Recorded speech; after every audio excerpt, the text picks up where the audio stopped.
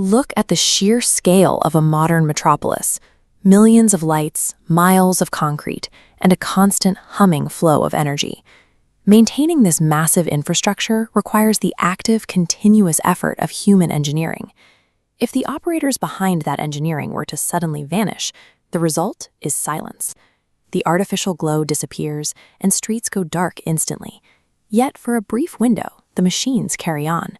Automated subways run through empty tunnels, server farms route data to nowhere, and digital clocks keep precise time. But these systems rely on a steady flow of electricity. The global power grid is highly fragile, requiring constant human monitoring to balance supply and demand. Without engineers physically adjusting the flow at power plants, safety protocols automatically trigger. Within hours, coal plants run out of fuel. Nuclear reactors go into automatic shutdown mode to prevent meltdowns. The grid fractures, and a permanent worldwide blackout sets in by the end of day one. Our concrete and steel give the illusion of permanence. Without human intervention, the foundational systems keeping our civilization running collapse in less than 24 hours.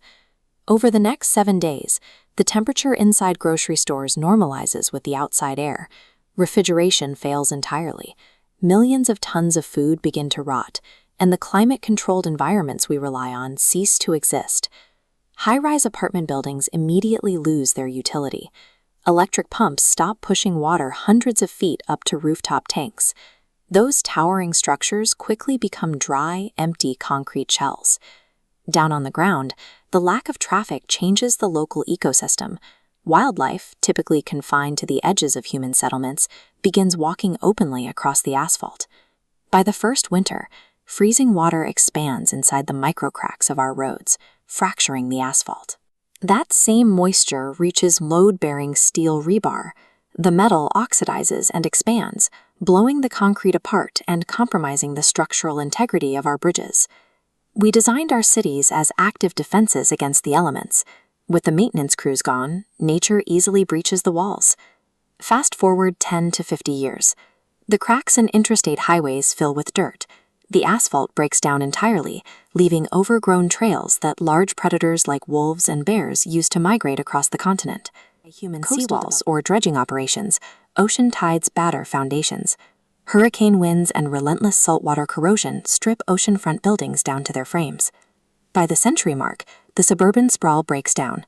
Shopping malls collapse under the weight of unmaintained roofs, billboards peel away, and wooden homes decompose entirely into the soil. Even our most ambitious architectural achievements cannot withstand the neglect. The great skylines will lose their distinct shapes, leaving behind only the thickest columns of steel and concrete. Let a full millennium pass. Thick forests swallow the remaining metallic skeletons. Soil layers build up, and rising oceans bury the remnants of our largest metropolitan areas under heavy sediment and water. 1,000 years represents a vast expanse of human history. For the Earth's natural cycles, it is a fleeting moment. The physical legacy we built is entirely unsustainable on its own. The planet possesses an absolute, systematic mechanism for breaking down human infrastructure and returning it to the Earth. From this distance, the intricate machines and sprawling cities we built are invisible. The systems that actually sustain life, the atmosphere, the oceans, the tectonic cycles, operate on a scale that predates us and will continue regardless of our presence. These core cycles do not require human management.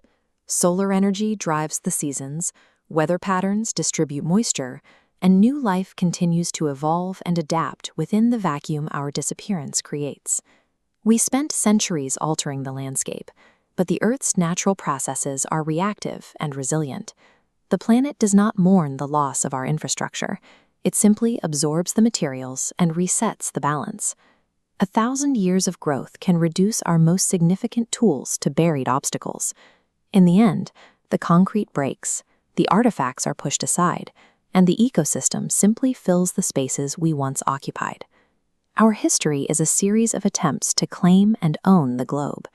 In reality, every resource we used was borrowed, and every structure we built was a temporary lease from a planet that outlasts its inhabitants. we cannot control the eventual erasure of our cities. We only control the health of the systems we share with the planet while we are still here to use them.